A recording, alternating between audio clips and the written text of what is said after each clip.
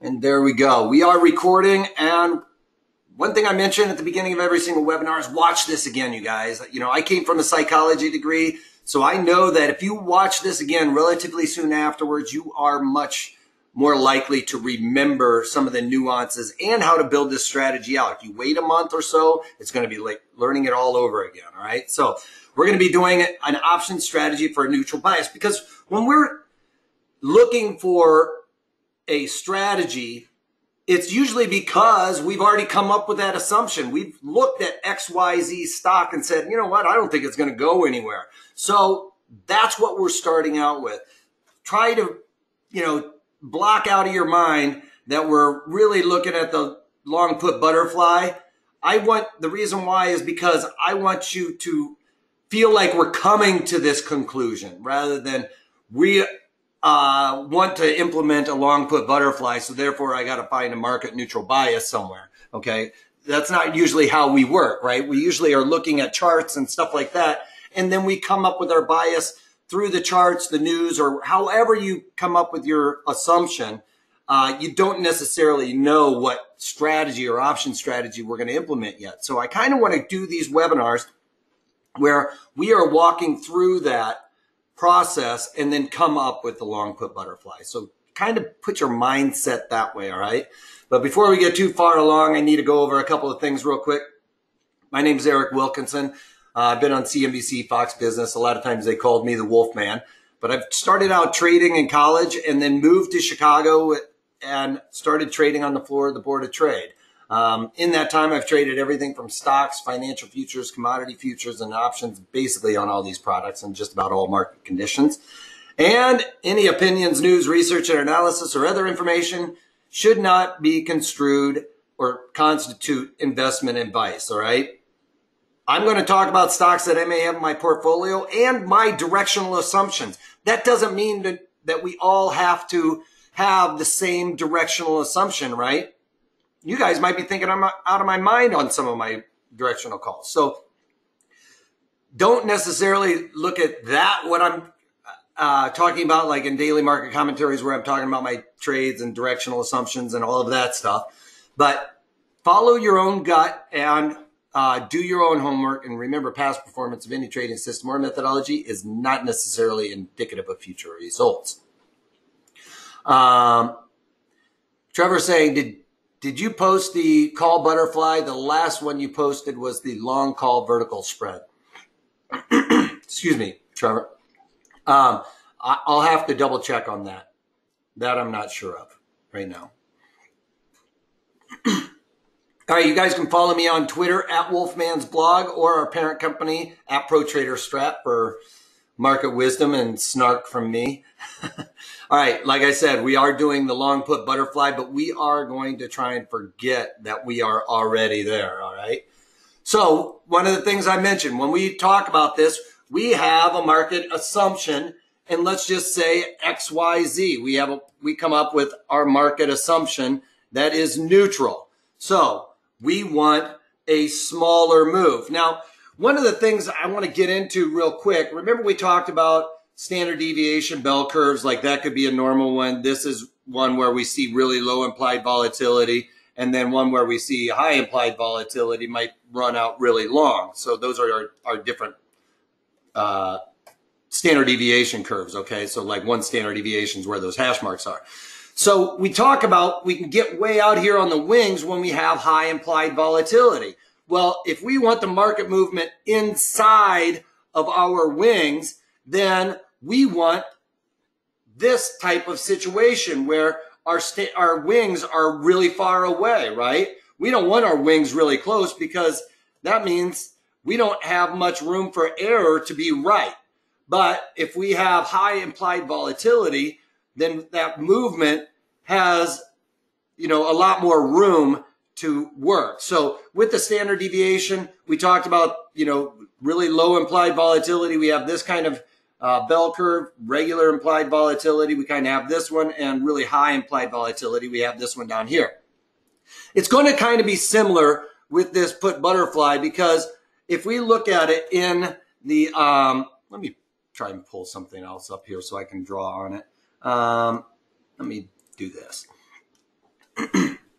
So I'll make my size a little bit wider.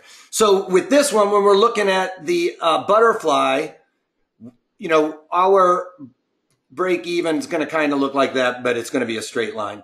And then our butterfly on the Analyze tab is going to kind of look like this. It's going to look a little bit more even, but you get my idea. So this would be a normal one. If implied volatility was really low, it might look like this and be a little bit more steep, okay? And then if we have really high implied volatility, it will look more like that, okay? Where our wings are much further away than when we have low implied volatility. So the higher implied volatility percent or IV will get us wider, but we don't really care about just implied volatility. We need to know the implied volatility percent, okay? Because that really determines if this is really wide for XYZ and this is really low or relatively low implied volatility for itself, okay? You know, if we were to compare XYZ to ABC, which usually has really high implied volatility, its curve may look exactly like that one like this, all right? But for ABC, maybe that's really low IV, okay? And ABC, when it has this, you know, that's when this IV is about the same, they're going to look like that, but it could, you know, look like that in normal circumstances, what I'm getting at. So we can't compare ABC's implied volatility to XYZ to see if it's high, all right? Because ABC's volatility range is going to be completely different than XYZ, all right? I don't want to say that. I see a couple questions coming up. Are you saying that high IV, we need higher width of the wings for the move to take place? Now, what I'm saying is, when you have high implied volatility, it will automatically allow your wings to go further out, okay?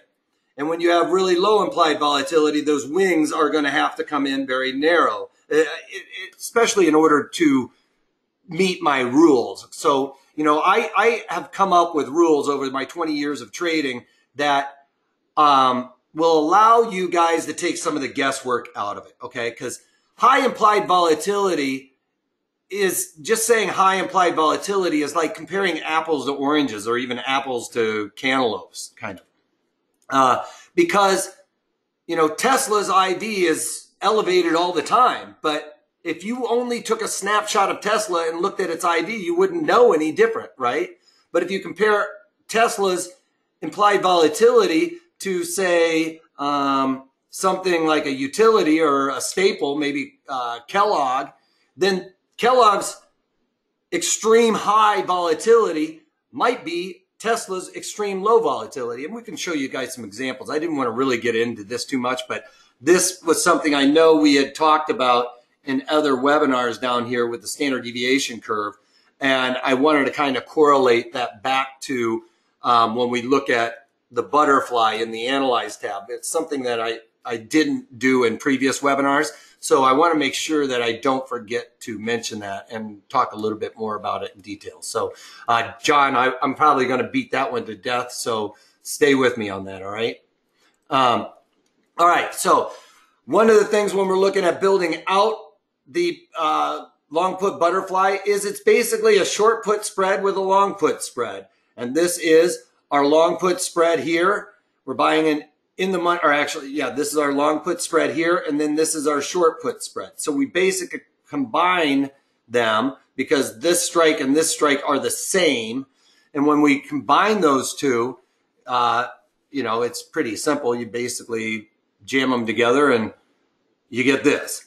You know, the two at the moneys come together, so it looks more like this. And then on the Analyze tab, it's going to look kind of like that. You know, bear with me that these are all equal angles, you know, however you do that angle thing.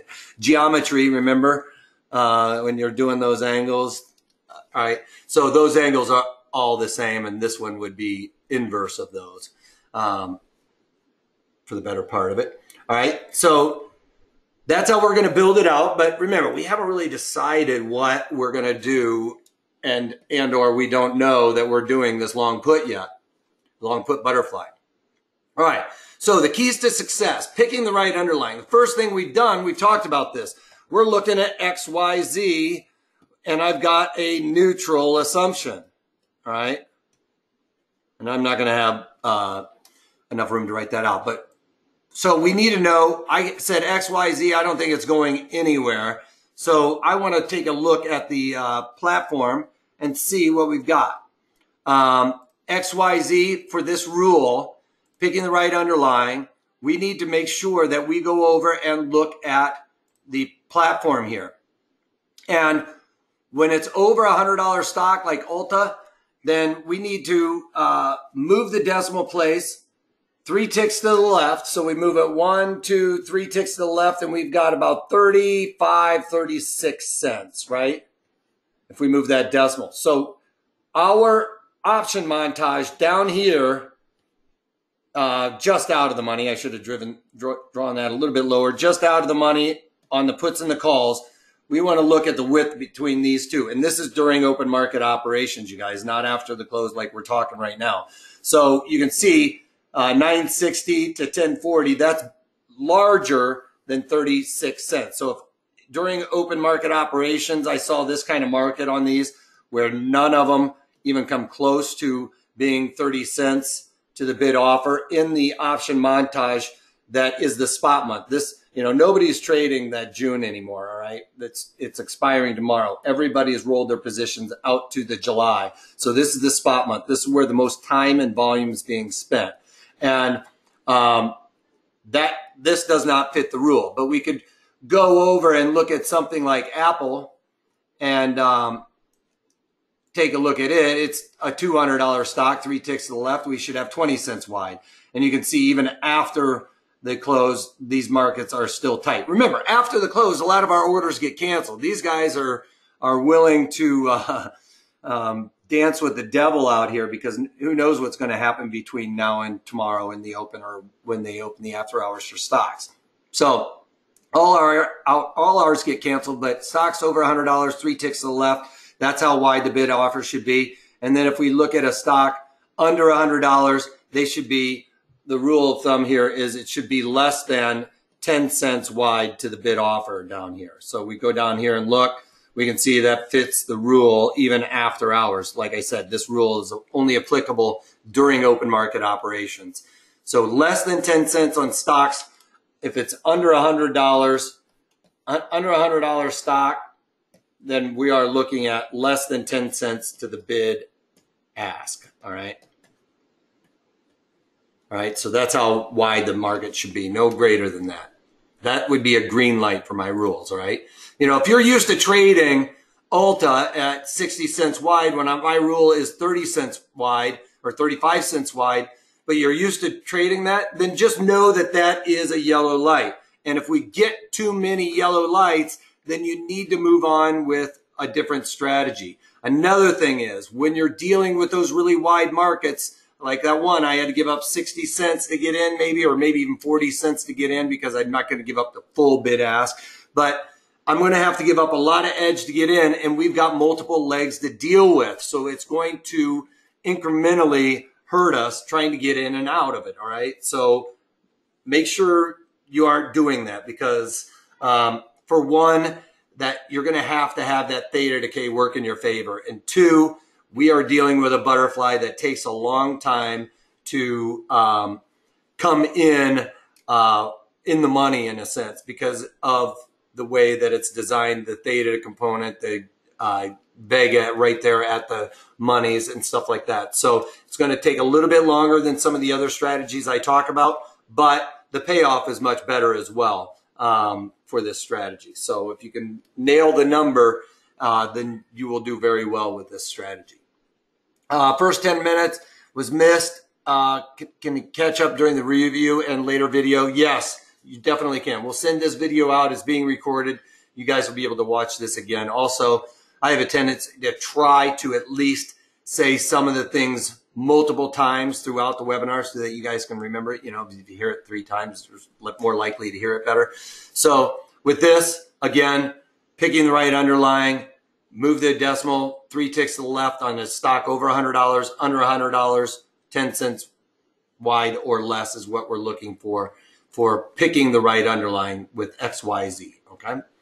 And then picking the right environment. Now with this one, you know, when I'm looking at these, picking the right environment for the butterfly, know that we need the right environment for the long put butterfly. The right environment right now is if we were looking at XYZ, all right, we've checked this off the list. It has less than my rule, all right? So it fits the rule. Picking the right environment.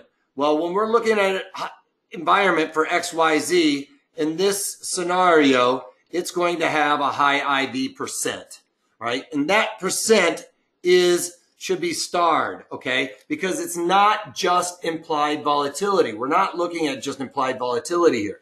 We're looking at where volatility is for this underlying in relation to where it's been in the past. So let me pull this up a little bit, shrink that. So this is a chart of implied volatility, as you can see here. And what I was talking about is Apple's really low when it gets down into the 20s, okay? So 18 super low, super high for this is 50, okay? We could take a look at something like, let's just type it in there. Let's just say Kellogg, and I don't know what Kellogg's is. Kellogg's is pretty similar to Apple. So let's just take another look. Tesla. You know, a good lawyer says that you never ask a question you don't know the answer to. All right, so let's look at Tesla. So Tesla's really low volatility is about as high as Apple or Kellogg gets, right? So that's why I'm saying you can't just look at 49 and say, oh my God, Tesla is really high implied volatility. Well, it's always high. What we need to know is what this number 66 means for Tesla. What does that mean? It means nothing other than where current volatility is in relation to where Tesla's range is. And you can see that Tesla, generally speaking, has a low, a bottom of about 48 and a high of about 110, all right? So we need to know these three numbers. The high, which is 110 we're going with, the current, which is 66, and the low, which is 48. So we take all of those numbers, try and find my writing thing. We take all those numbers and throw them into a fraction. So in the numerator, so we have a fraction here where we have a numerator and a denominator.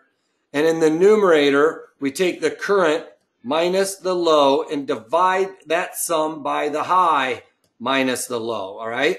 So let's plug it in. We've got the current, which was 66 minus 48.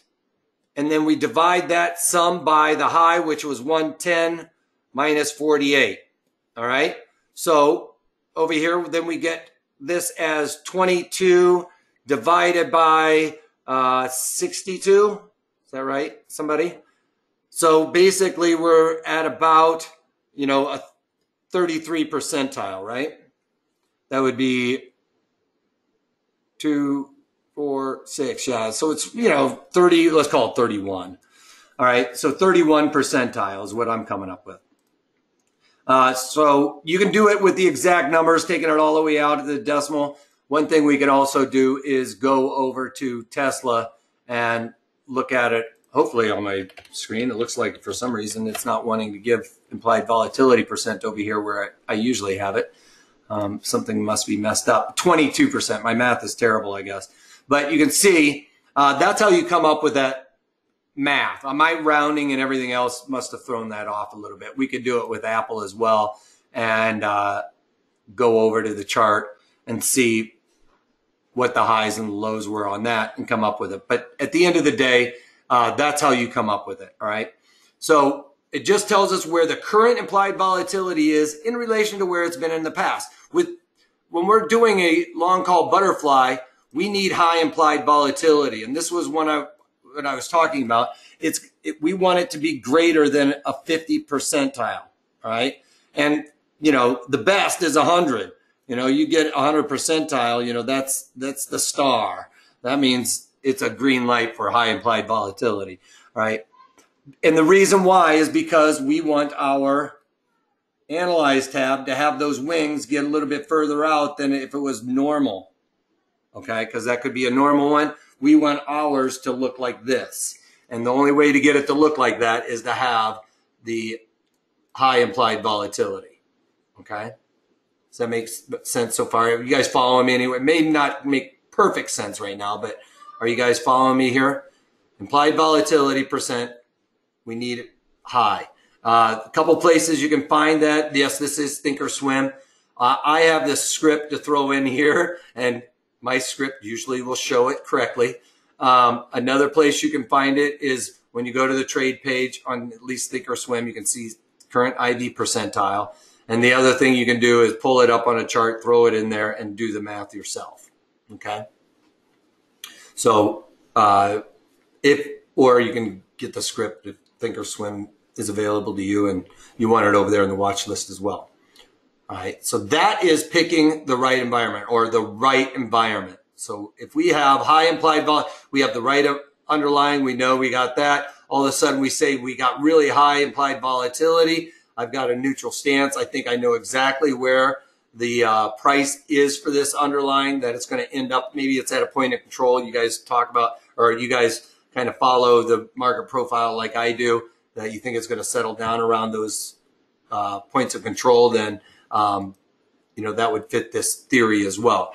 And the duration, when we're looking at this duration, long puts, whenever I usually talk about strategies and we're talking about long, all right, we usually think we want to go long days to expiration, right?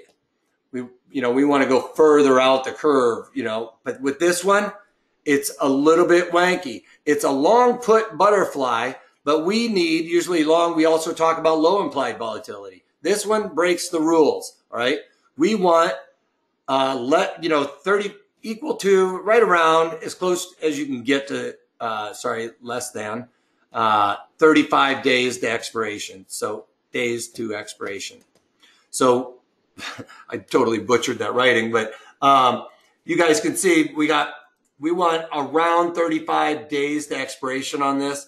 I'm going to there we go, days to expiration on that. Let me see if I can get rid of my crummy greater than. There we go. So we want equal to right around as close to 35 days to expiration. Sometimes, you can go out to like 45 days to expiration, but the closer is better, because with this one, we want volatility to come out, theta decay to help us. It is the opposite of what's normal. So what's the required IV percentile above 50? Anything above 50 is where I start with this. The higher is the better. All right. The idea here is when you have high implied volatility, we expect it to come back out. Like when we're looking at the charts, even, when you see charts moving, they have a tendency to stay within their ranges. Yeah, they break out of the ranges and make new highs. But when you see that, it kind of wants to revert back to the mean, right? We have these market moves where they go to extremes. Same thing with implied volatility, is that we get these spikes in volatility, and you can see the volatility comes out almost as quickly as it comes in. So what we're trying to do is nail this when it has high implied volatility, because we expect it to come out kind of like this. When it had that high implied volatility, the volatility continued to seep out of it. That's the situation we want to get in. When we see it's above an IV percent of 50, that's the time to start thinking, okay, it's premium selling strategies. This is a debit, but this is more similar to premium selling strategies, believe it or not. So with this one, we want the volatility to come out, because the two strikes we're selling are the ones where we got the biggest collection of money. So we want those to decay out, and volatility coming out, affecting those, is going to help us. Theta will help us. All right. The market settling down is what we want. Volatility to come out. Kind of like what Apple did right here. It's staying within a pretty tight range and volatility is coming out. That's the idea. And if you guys watch my daily market commentaries, you would have heard me talk about that's because it's at the point of control. Based on your formula, yes, above 50 IV percent based on my formula, that current minus the low, divide that sum by the high minus the low. And if it's above 50, 0.5, then yes, then that is the time to start looking at it. Obviously, it's at 100, then that's the best case scenario to look at. Okay? Because we want that volatility to come out. The reason why we want that volatility to come out, if I look at these, you can see Vega is the highest at these at the monies, okay?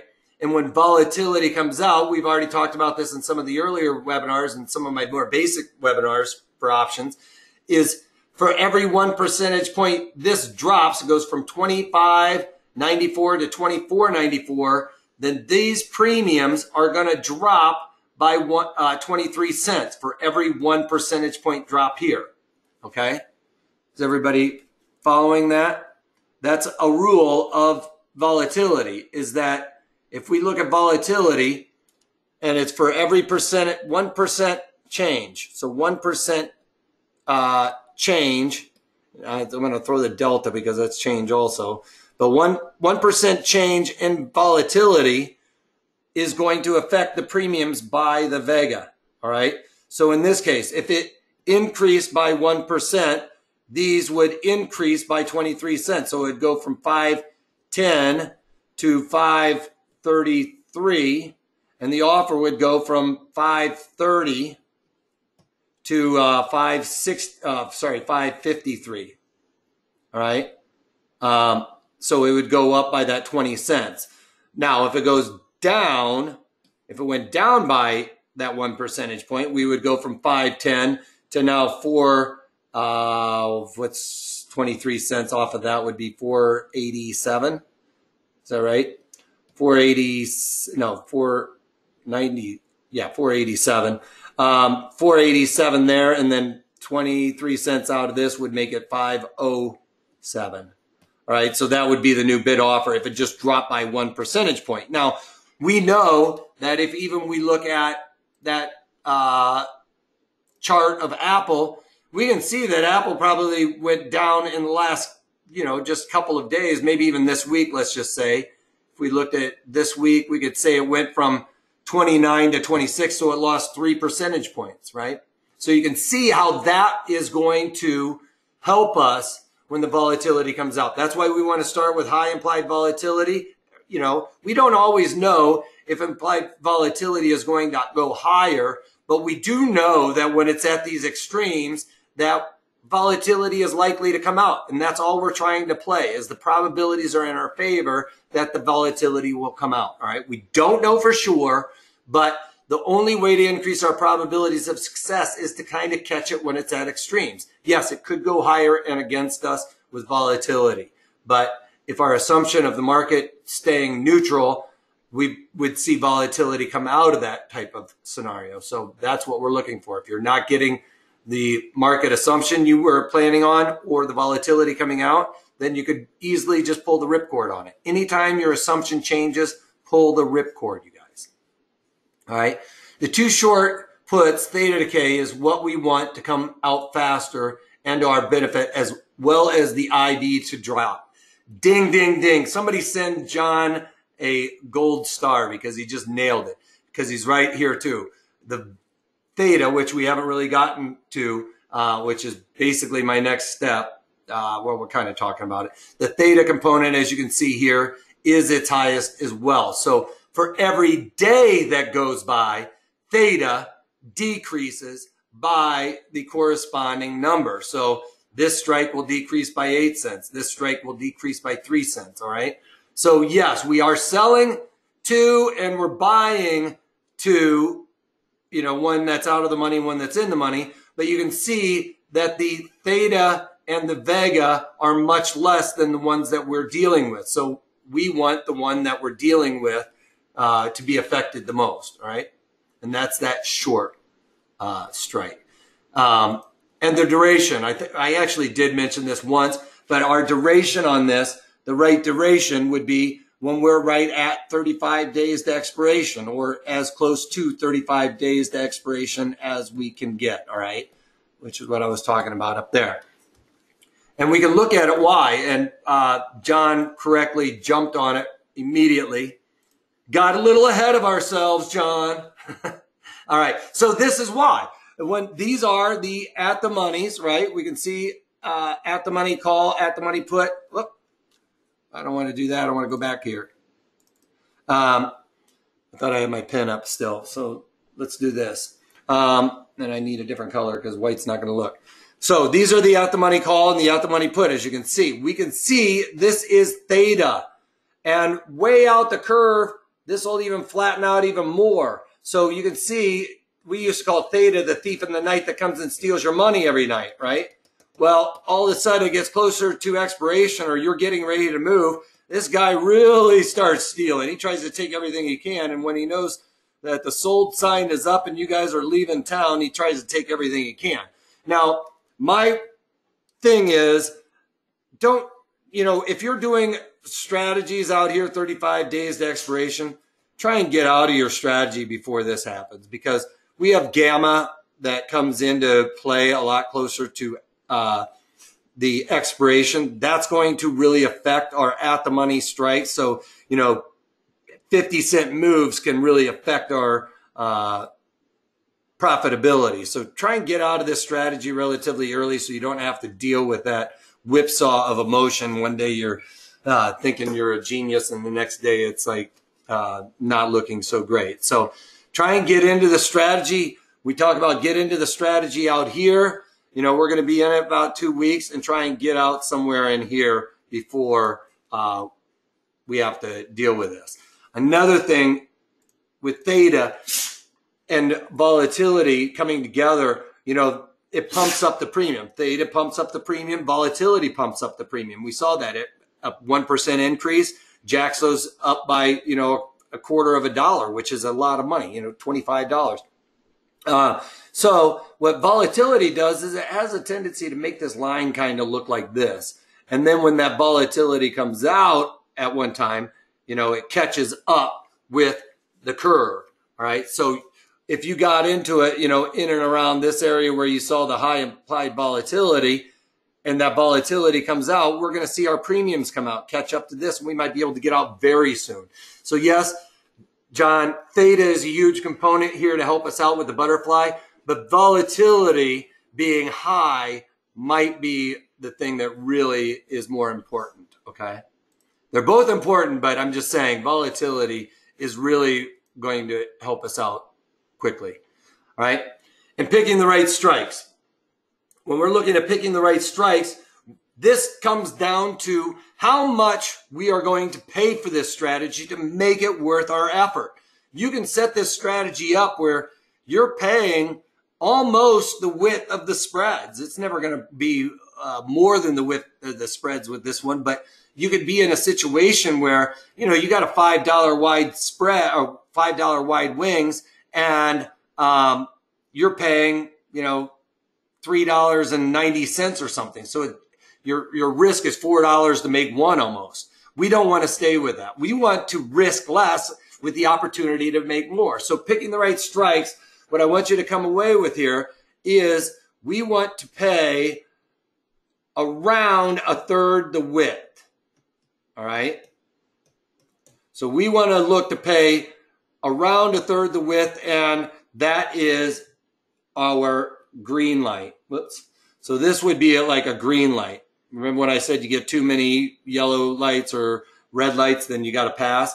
If we were looking at this one where it was, let's say you're going to get close to basically a half the width of the spread, you know, I'm going to say just less than half the width of the spread, then that would be like your yellow light. Everything else would have to be perfect, okay? You expect volatility to come out and everything else. But 50% the width is my extreme.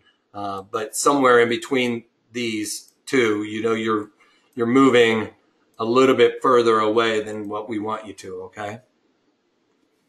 The two short puts, theta is what we faster than, okay, I already read that one. So this is a premium selling or selling premium income strategy, right? No, that's what's confusing about this, I'll admit. We are going to pay a debit for this spread, all right? But we want to pay less than a third the width of the strikes. But because everything else around this is set up for what we normally look for in premium selling strategies, it follows those rules. So premium selling strategies, I talk about we need high implied volatility. Well, believe it or not, with the long put butterfly, we need high implied volatility. And I'll show you a couple examples when we pull up the platform here in a minute and start looking at some other ones. All right. So knowing your exit strategy before entering the trade. Well, I do with this one. I've got more of a, what happened there? I'm going on to pausing that. Not the max profit. Exit strategy. So what we're going to do with this one is we're looking to get out of 50% of our max profit. That's if you have 50% of max profit is what we're looking to do here, all right? That's my rule for that. If you have maybe a little bit less risk tolerance and or you've dealt with butterflies before, you don't like how long that they take to come in, then I would say, you're going to take about 30% the width of max profit or of max profit, okay? So if you have a lower risk tolerance, go with the 30%. If you're newer to options trading or newer to the butterfly or don't like the butterfly, go with the 30% right off the bat. I like to go with about 50%, but it's not to say sometimes I don't say with this strategy I'm doing the 30%, okay? But again, this would obviously be a green light, and then this one, we could say is your yellow light because you're going to need a higher risk tolerance for this one, okay? Just caution going through the intersection with a 50% of max profit on the butterfly. You heard it here first, all right? So our max loss, anytime you're doing a debit spread, this is about the only thing that the long put butterfly follows the rule for, is the premium paid. And we're looking at paying a third the width, right? So that is what we are looking to have as our max loss.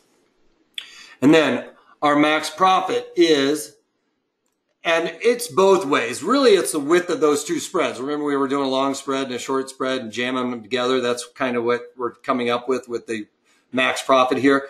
It's the in the money put minus the out of the money put. My pen would just stay on. It would make my life a lot easier. So I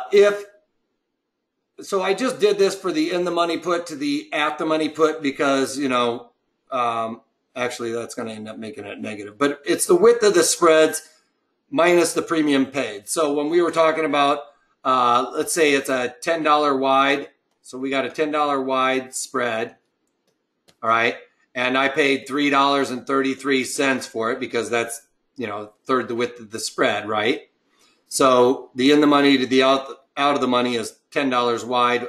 I paid a debit of $3.33. So now my max profit is $6.67, right? So that would be my max profit on that strategy. So you take your debit paid and subtract it from the width of the strategy we came up with. Oops, I didn't want that. All right, you with me so far, everybody? So we are paying a debit, John, sorry. But because we're collecting a major credit by selling those two at the monies, that's why we want to have it set up this way. All right, so our break evens, we got two of them because it can go up and it can go down. We have a defined risk strategy, so we need to know where our break evens are anyway. On the out of the money, that's the one that's further down, right? So if we were looking at XYZ, our middle strikes were the hundreds, the bottom one was 95, and the upper one was 105, okay? So it's a $5 strategy, so I paid $1.66, let's say, because that's pretty close to that third the width. So my break even is now $96.66 because we add this in there and then we subtract it here, $1.66, because it's a debit from the put. So my break even to the downside is going to be 103.34. All right. So that's our break even to the downside because we paid a debit. If you got a credit, then it's a little bit different. Yes, Henry's, is this some of the same rules as the long call butterfly? Yes. One thing to note with the put butterfly, it's a little bit easier with the put butterfly to set this strategy up, believe it or not, than it is with the call butterfly, because usually puts have a little bit more skew to them, which means a lot of people own stocks and they buy puts to hedge themselves, and that drives up the premiums of the puts, sometimes well away from what the calls look like.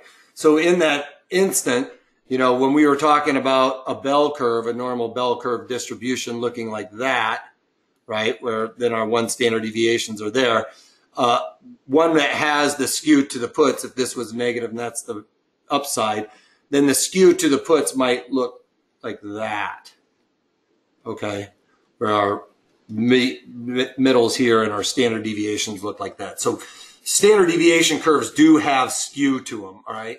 And it's usually a skew to the put side. So it might be a little bit easier for you to set the strategy up with the puts rather than the calls. All right, so without further ado, this is usually where I throw it out to you guys. If the market sells off and the put butterfly is better, it's not going to be better if it sells off. If it sells off just a little bit, the way we set these up with just being at the money or slightly just out of the money, then yes, you could have a slight bearish bias like we kind of talked about. I know some of you guys watched the call one. You do want to have maybe a slight bias to the bearish side with this one, just ever so slight, whereas the call one, we have an ever so slight bullish side, all right? So this one, we're ever so slight to the bearish side, but it's still going to be looking to be market neutral. Okay, so let's pull up the platform. You guys can throw it out in the questions box, like stocks that you guys like to look at, and we'll just run through these rules to see if the stock you're talking about fits along the lines, and we'll walk through it step by step to see if it fits. IBM. All right, so let's take a look at IBM. All right, IBM is the stock we have a neutral bias in, right? Like, let's just say I went over to IBM and said, all right, well, this actually fits with my concept, right? It's at the point of control. I always talk about this. This is the point of control here. And what do I say? The point of control acts like a little magnet, right? It's drawing it up here. So, and when it gets there, it has a tendency to settle down in and around those, because the point of control of this market profile basically says where the most time and volume has been spent. That's where we all have exchanged money, right? That's where we're comfortable. When it's at extremes, nobody's comfortable, because if I'm short, I'm not comfortable way down here because I want to cover it. And if I'm long way down here, I'm not comfortable because I'm losing money. The same goes here. If you're long, you aren't comfortable because you're making a lot of money and you're thinking about covering it. And if you're short, you're thinking about puking it. So, but when we're right here and everybody is traded 139 in IBM, if we traded at the same price and we're still there, there's nothing to think about, right? All right, so that's kind of what we want, is when the market comes back to the point of control. So this would fit for that. So my market assumption in IBM is a market neutral assumption. So I have to look at IBM and say, all right, IBM's $138 stock. So I move the decimal 3 ticks to the left. I've got 100, or I got, let's just call it 14 cents because I'm going to round it up. Come down here. Are these markets inside of 14 cents? You can see that one's not, the other one is, that one is, that one is, that one is not. But again, this is during open market operations. We have to look at this rule to make sure it's inside of that during open market operations. IBM usually does. So we've got the right underlying. Okay, so now we know we've got the right underlying. Next thing we're going to look at, do we have the right environment? We can look down here at the IV percentile. You can see it's 62. So that fits with the rule. We could look over here normally and see it in my thing. I'm going to have to take a look at that. Or we could do the math. We take the high of 40 minus the low, or the high, and we need the low. So we got 40, and we can say that, let's just call it 10, and it's currently at 28. So we can go to my thing and say it's 28 minus the low, which was 10, and then the high, which was, what did I say it was? 41 minus 10. All right, so we've got 18 divided by 31. So that's going to be probably at about a 55-ish. Is it something like that, 55-ish or something along those lines, maybe a little bit higher. I'm just ballparking it in my head. 62. Should remember that. So we know we have high implied volatility. I could say, you know, with my assumption, I have high implied volatility. It fits my rule. I believe it's going to settle down here. I already know my market assumption is that. So that, therefore, I believe volatility is going to come out of this trade. So that works. Now I go back to the portfolio. I know I have high implied volatility and neutral market assumption. Now's when I'm starting to think the put butterfly. All right, well, the put butterfly, I need to look at these markets and say, all right, well, now I need to make sure I have the right duration. With the put butterfly, I need about close to 35 days to expiration. 29 days fits that rule. All right, got that checked off the list. All of those things, green lights so far. Now I need to worry about the strikes. I'm looking at XYZ.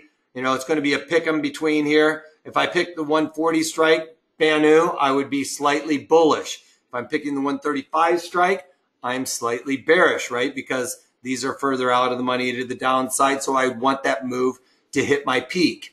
If I wanted it to move a little bit higher to 140, then there's where I would go. I'm probably going to pick the 140s because that's closer to my point of control. So with this strategy, I'm going to sell that one and sell it twice. So I've got two. And then the rule of thumb with a stock under $100, a stock $50, with the width of these, if it's a stock that's $50, we're going to do about $2.50 wide to $3 wide. Stock between 50 and 100, we're probably going to be using about $5 wide. Stock over $100, you know, $100 to $200, we're looking at $5 to $10 wide. Okay, so incrementally as the stock gets bigger, our wings get bigger with it. All right. So with this one, it's about $150 stock. So I'm going to shoot for going $10 wide right off the bat. So I'm going to look at the 140s. We can sell that, or I already did it twice. Go $10 wide, the 30s and 40s to the 50s. Buy those. So I've got $10 wide. It's slightly more than that third, right? It should be $3.33. So if I decided to put this in, know that my premium being paid right now is a yellow light. It's not a perfect green light. It's kind of that getting ready to switch into yellow. You can see the walk sign going to 0, and you know that your green light's turning to yellow, kind of thing, all right? So know that that would be then a yellow light. I want to show you guys this on the Analyze tab as well. Check this out. Why is stock IBM doing that? Did I do something? One by sold two. Those are, oh, because my spreads. What's going on here? I want to analyze this trade. Analyze trade. Why is it switching? Because I got an old spread in there. Sorry, you guys. That's what's causing this problem. That's a funky looking spread. That's the broken wing. So you can say now our break evens, you know, our strikes, we talked about this, the 30 strike, we had to add in that debit. So our break even from 130 is now 134-ish, right around there. And then our break even to the other side is going to be 146, right, ish. And there's the 150. That's our max loss. It's a defined risk strategy. We don't have to worry about it. Maybe longer duration. You could go a little bit longer duration. I would rather not, because I'm not going to get that theta component, and or volatility could still help me, but I'm just not going to get that theta component. I'm going to get here at the near expirations. So the nearer expiration, because you can see with the ones that I'm selling, my volatility is the highest at this strike. It's a little bit lower there, and my theta component is higher compared to there. So, and I'm doing 2 of those. I'm doubling down on those, so that therefore it helps us out a little bit more. What about the next expiration cycle in the weeklies? You can, and I have no problem with you doing the weeklies. Just know that when you're doing the weeklies, my rule of thumb on the width of those spreads still stays true, okay? So if you're looking in the monthlies and you see that the markets are tight and you go just into the weeklies and they're not fitting that rule, I'd probably pass, especially if you are have a lower risk tolerance, okay? All right, somebody else threw out Cisco. So with IBM, you know, it's a yellow light just because of the debit paid down here, right? It's not a perfect situation. We could look at it with this one, go with the 35s and then do the 25s and 35s like somebody's suggestion. So that one would fit a little bit better. You can see that fit. So maybe if I had a slightly bullish bias, I would have done the calls one on the 40s. And if I have a slightly bearish one, then I just go slightly out of the money on those and get my third the width of the strikes, okay? Yes, and good point, John. If you're doing the monthly or if you're doing the weeklies, you do probably have to have a higher risk tolerance and or a lot more patience because there's less eyeballs in there, you guys. The market's going to be wider and you're going to have to wait a little bit longer for everything to come in. Good call, John. But this one fits that rule there. Cisco.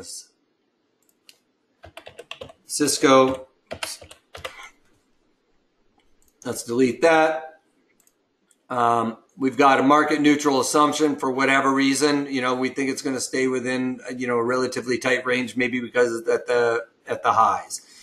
Implied volatility percent is looking a little low for Cisco. It isn't though. All right, so it's 62 also. So it's got high implied volatility. You know, like I said, this volatility means nothing. We're seeing a 40 as the high and, you know, 10 is the low, 15 is low. That only means something to Cisco.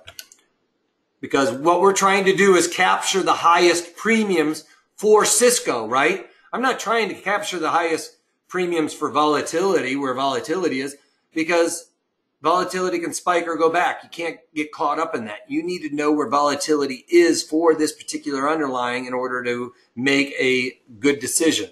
It's a $50 stock, so I'm probably going to have to pick $2.50 wide. So this is the closest to the at the money. Let's sell 2 of those. Let me blow this up. So we're going to sell 2 of these. That's closest to the at the money. I'm probably going to only be able to go $2.50 wide on this. And 81 cents. Somebody's going to have to do the math for me on that. I'd say 30 as 60 is 78. So 80 cents is about a third the width of the spread. So that fits that rule as well. So that would work. All right. It fits all those rules. Bid offer is inside of that 10 cents. We've got our new market assumption. Volatility is where we want, and the debit paid is good. Now, where do we get out of this strategy? Somebody's asking. Well, we're going to get out at, you know, if you have a lower risk tolerance, 30% of max profit. All right. We already talked about our max profit. It is that $2.50. It's the $2.50, right? Minus that 80 cents for this one. So $1.70 is our max profit. Now, if I was looking to get out for 50% of my max profit, then I'm looking at getting out at about 85 cents, right? Well, that's not 85 cents from here. You're going to have to add those together. So when this strategy is trading 166 is where I would get out, all right, on an 85 cent gain. So when this is trading 166, I'd get out. Now, if we're looking at a third of that, then we're looking at probably, what is that, 55 cents? 55 cents added into there. So we're looking at getting out at about $1.35 or $1.40, just doing the math in my head. That would be on the third. All right. And this is on the 50%. Okay. So that makes sense. Knowing our exit strategy. One thing I beat to death is, like, write this stuff down, you guys. So you guys have the data and you don't change your mind as it's going, for the worse. Make sure you write this stuff down so that you can be mechanical. It'll take that emotion out of the game, okay? I know a lot of people don't like doing journals and writing this stuff down. I'm not saying you have to, read over it and, really, beat yourself up over it. What I want you to do is to write it down, why you got into it, what your exit strategy was, and that will help you stay mechanical. You won't get emotional about it, all right? If you read something or see something in the news or on the charts, and all of a sudden you get that feeling in your gut like, I don't like this anymore, cover it, you guys. Get out. Anytime your assumption changes and your gut is the first thing that's going to try and tell you to get out of this, and that's the first thing you're going to be like, my gut's telling me to change this, but I can come up with 100 reasons why I shouldn't. Go with your gut, all right? Especially when you're newer to trading. All right, Ice got a great question. What happens when it goes against us? With this strategy, because it is a defined risk strategy, I'm paying very little for it. I'm going to ride this out. I know that if the debit paid is 81 cents, that's what I'm willing to risk on this trade. Be willing. You have to be willing to throw that money away, though. Okay. It's defined risk. And the reason why is because it's defined risk, right? We said our analyze tab or our analyze looks like this, and our break even is going to look like this, where we're only risking this to make all of this, right? We got 2/3 up here and only 1/3 risk down here. That's a good risk reward. All right. So if the market is trading like this, and it's down here, I'm at a max loss, right? And then it comes back up. I'm probably not at, comes right, when I'm talking about this, that we're talking about price here, right? This is price. So when price is, at my mark, it's going to come up and nail my number. I'm going to be pretty happy, and then it's going to go away from my number, maybe test my wings. Okay. Once it's done, I'm just looking for it to come in and settle down right around here for 2 or 3 days, and then I'll be able to probably, maybe a week, to get out of this. All right.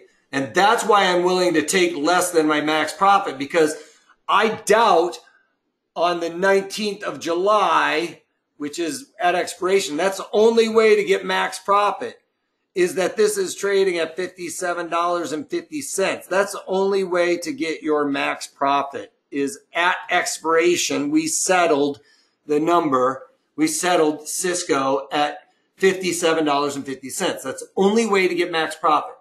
And what is the likelihood that we are going to get that settlement in 29 days? I think it's slim and none, and Slim just left town. All right. So get out early. All right. That's one thing I say with all my strategies.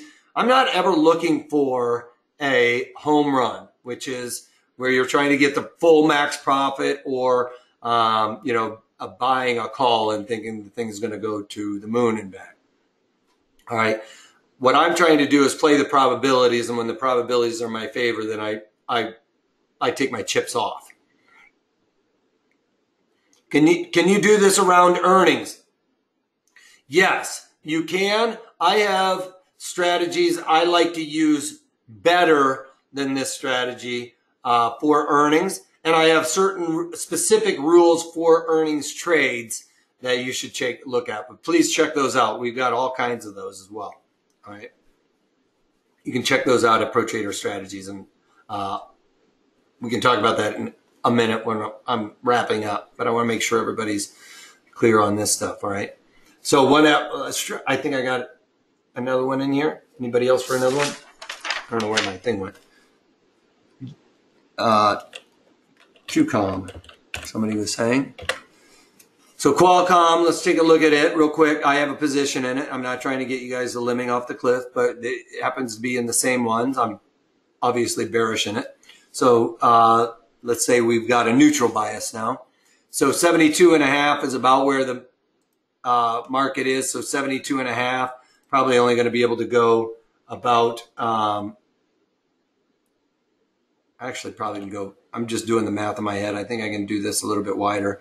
So let's go 72.5. I'm going to go, that's the thing is if I had low implied volatility, I'd probably have to do the 70s, but because implied volatility for Qualcomm is elevated, I can go a little bit wider. So I'm going to go $5 wide rather than $2.50 wide on this one.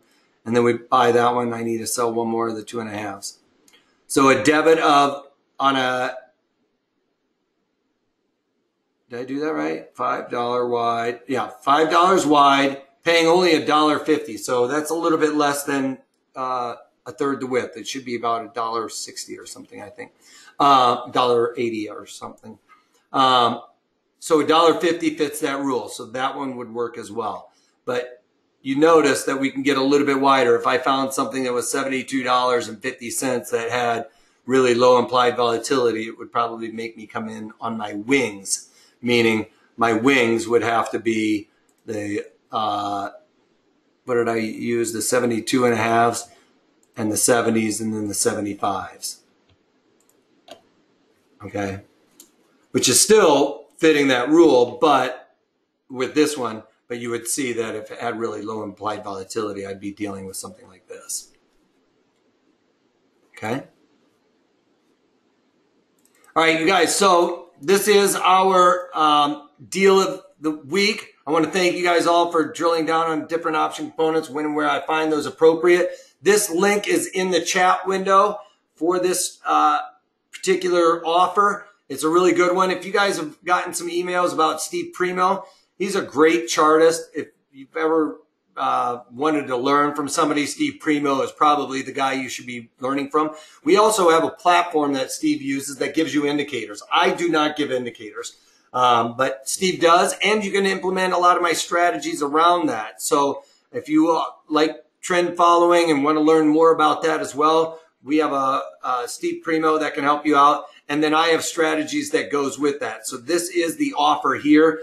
This is everything you'll get with that on the wrong page. So this is where that link will take you to this page. And it's only for the first 50 traders, you guys. So jump on this. You're going to have to hit that chat window right over there.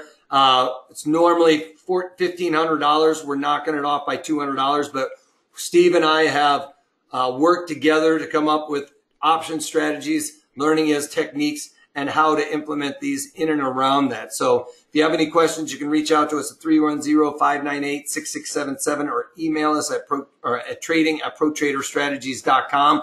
This is a great deal. You're going to be able to play with this platform, get an indication of a bullish move, and implement this around some of those signals. So take a gander at that. Like I said, easiest way to get this link is to hit the chat window. If you're watching this on tape delay, you're going to have to punch this into your URL to find this link, and hopefully it'll still be there because it's only available for the first 50 guys. But take advantage of that. If you guys like the way I teach, you guys, I know you can learn how to do these option strategies online. You can even go to Investopedia to find out how to do a long put butterfly. But you know what? They're not going to tell you all of those different rules I just gave you. And I'm sure you guys are thinking to yourself, that makes a lot of sense, believe it or not. You know, why isn't anybody else talking about that stuff? Well, that's because that's the stuff we talked about as floor traders. You know, those were the types of powwows we would have in coming up with this stuff and to make our success a little bit more likely. So I hope that you guys will learn something and we'll be able to take something away from this as well. All right. That's all I got for you other than a couple of questions I'll finish up with here after this. But if you can't take that, take it easy. Take it easy, JQ. Take care, guys. Appreciate it, Andrew. All right, John, when you have a minute, can you mention what drawing tool you are using? Is that this over here, this thing? I don't even know who this is with this drawing tool. And you can use it with the mouse, but I'm actually using a Wacom. So I have a pen that I can just draw with. But this thing, I had this on here forever. I don't know who it is. I think I just looked up drawing tool.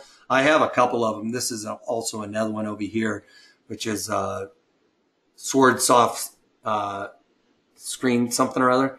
That actually might be what this is too. But look that up. What was it again? Give me a highlight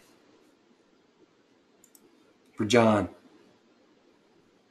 So try Sword Soft Screening. All right. Thanks, Ted. Appreciate the kind words. Appreciate it, Philip. Take care, guys. Does that help you out, John? You got that? If you want to try that? I think that's what it is. I downloaded a couple of them, and this was the one that I kind of ended up falling with because you can increase the size of your drawing. Like you can see, I can change the width of it by spinning this wheel and stuff. Cool. All right, man. Have a great weekend, you guys. If I don't see you tomorrow in the daily market commentaries, check those out also, you guys, because I talk about market directions and all the trades that I do. All right. So take care.